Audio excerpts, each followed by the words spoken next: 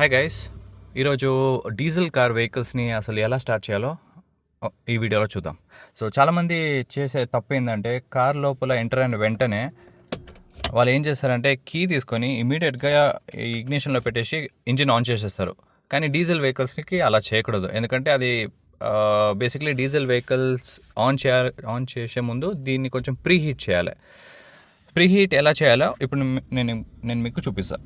So first ఏంటంటే as usual key తీసుకొని ఇగ్నిషన్లో పెట్టేసి ఇట్లా ఆన్ చేసి అట్లీస్ట్ ఒక 30 to 1 minute ఇట్లా వదిలేసేయాలి. ఇలా వదలడం వల్ల ఏమైందంటే కార్ ఆటోమేటిక్గా ప్రీ హీట్ అవుద్ది.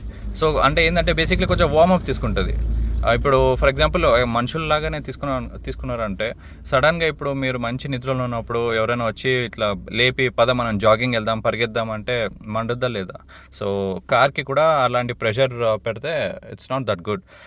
సో ఇంజిన్ ఆన్ చేసే ముందు ఇలా ప్రీ హీట్ చేసుకోవాలి. ఇప్పుడు ఒక 40-50 seconds తర్వాత మళ్ళీ ఇలా ఆఫ్ చేసి అండ్ దెన్ అగైన్ ఆన్ చేయాలి.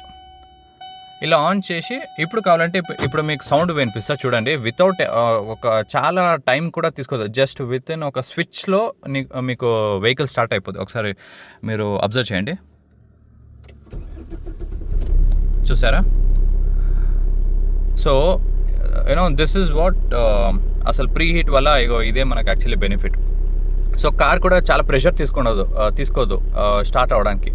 సో ఎప్పుడైనా ఇప్పుడు మీ దగ్గర డీజిల్ వెహికల్ ఉంటే డెఫినెట్గా ఇలా ట్రై చేయండి అండ్ మంచి లైఫ్ ఉంటుంది అండ్ మీకు ఫర్దర్గా ఇష్యూస్ కూడా ఏం ఉండదు. ఆల్రైట్, ఇలాంటి మరింత వీడియోస్కి నా ఛానల్కి సబ్స్క్రైబ్ చేయండి. Thank you. I'll see you all next.